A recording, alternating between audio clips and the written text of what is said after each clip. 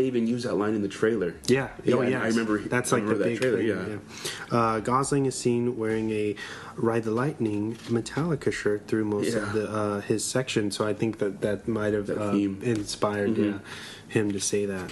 That's so cool. That's also probably Metallica's best record. Fight me if you want to fucking argue.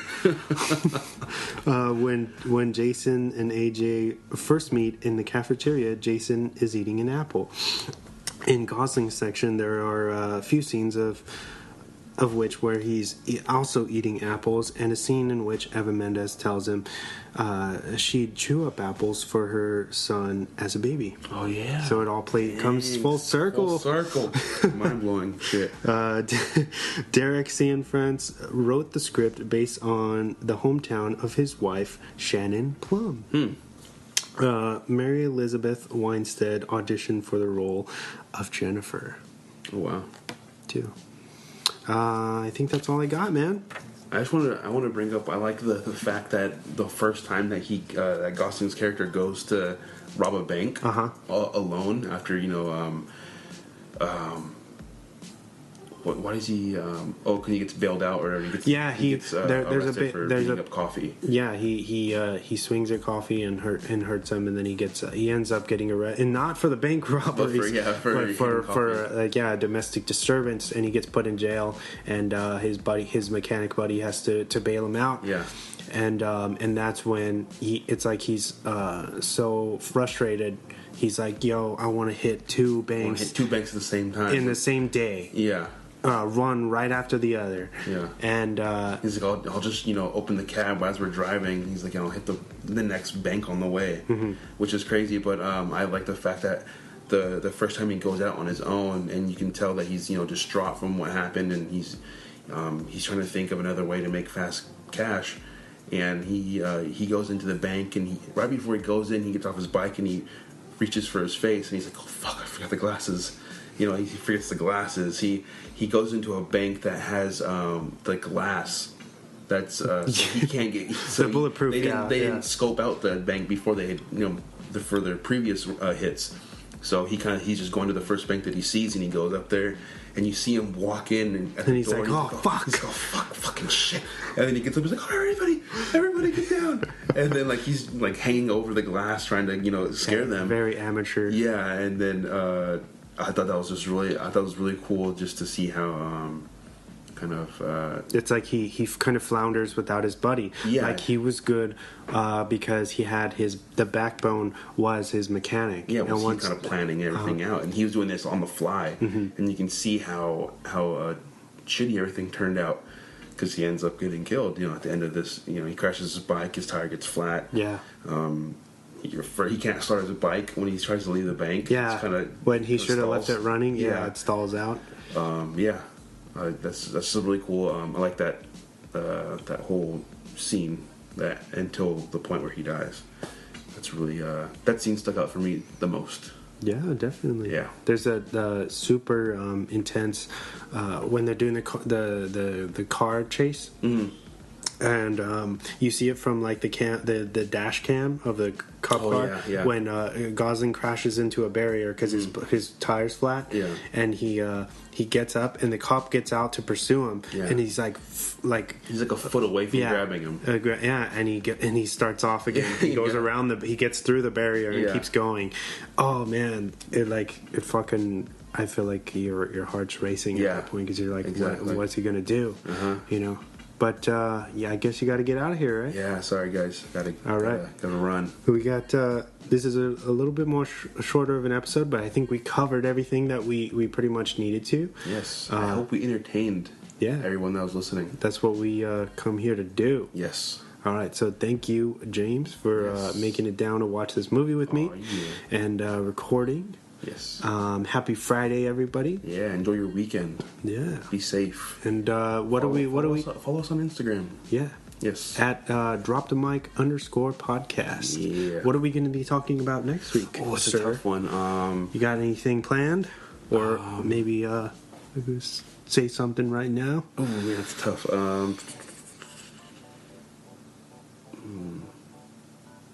I had something in mind, but I forgot right when we started recording too.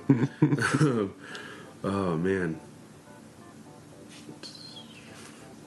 I don't know, man. I'm stuck. Oh man, it'll have to be a surprise. I'll think of something tonight, man. I'm sorry. No. It's cool. So stay tuned. Yes. And we'll be back next week to give you more of everything that you want. Serenade y'all with our voices. All right. Happy Friday, everyone. Happy Friday. Thank you, James, and thank you, Vic and Alberto for all the music. Dope music. Yeah, we love you. And until next time, good night and good luck. Oh, yeah. Derek has said that the tattoos were mostly your idea, that you really wanted to amp up the amount of tattoos. Was there anything else about the physicality, the hair, or anything else that was your idea that you brought in? The idea was just to kind of create a portrait of somebody that was had clearly had a long history of making bad decisions.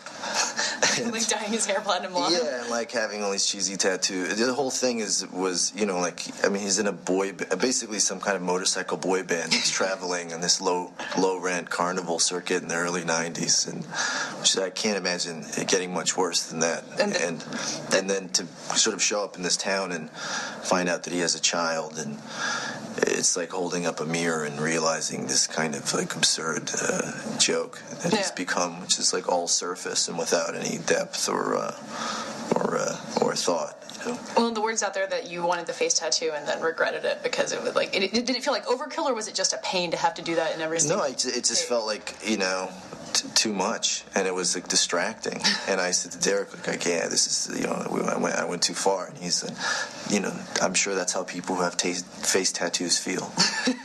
So I had this real sense of shame about it all, that I had kind of blown it, and in a way it gave me something that I never could have acted, because when I was like holding that kid, I just felt all this shame that I looked this way and that I had made these decisions to look this way, and it really did kind of, it added something to the performance that I never could have. Yeah, that's really feeling kind of what he's feeling, exactly. Yeah. Well, you and Derek he's talked about how you guys have a shorthand at this point, and does he keep you from going too far in other ways, and do you keep him from going too far? Like, you guys really collaborate on this, the character and then the film as a whole. I know in my case he certainly does, but I think he kind of forced me to stick to those decisions because he knew that was that I was going to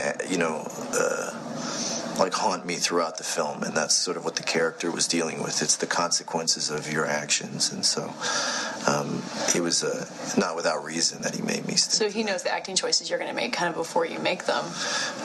Probably. You want a house? I'll get you a house. You want to get the out of here? Get out of here. I got that trailer.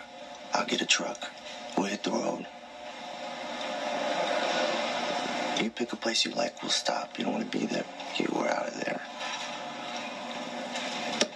Well, you've got this relationship with Derek and then Nicholas Winding Refn. You made 2 films with him. What did these close director relationships mean to you? And how many can you juggle at this point where you've got these 2 directors who you work with all the time? Well, I think for me it's, you spend so much time getting to know somebody on set and kind of tiptoeing around everyone's process. And there's something really nice about, getting to, make more than one film together so that you kind of have like a shorthand and you can kind of, be more honest with each other and hopefully achieve another level in your relationship and in your relationship in your work. And as you prepare to direct yourself, I guess for Derek specifically, what has he taught you that you're taking into that?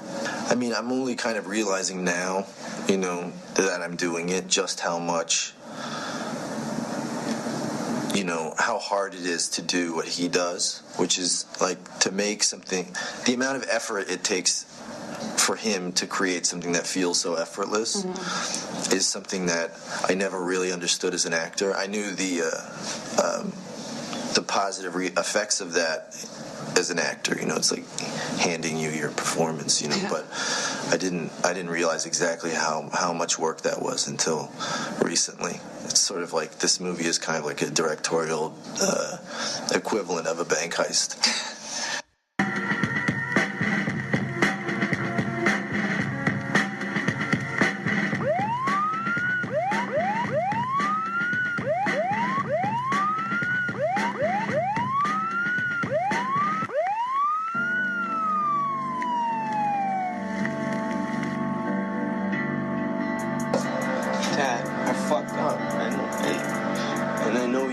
time to deal with this stuff right now. Love him, okay? What? I want you to leave him alone. All right? Okay. Why? Wipe that fucking smirk off your face. You hear me? I want you to leave that fucking kid alone, all right? Look at me. Look at me. You wanted to come live with me, right? You think this is easy for me? During this time? Huh? I'm trying to make this work. I'm doing it for you. You can have anything you want, but I don't want you to touch that kid. You leave him alone. Jordan, fucking stand me. Say yes. Yes. Look at me and say yes. Yes.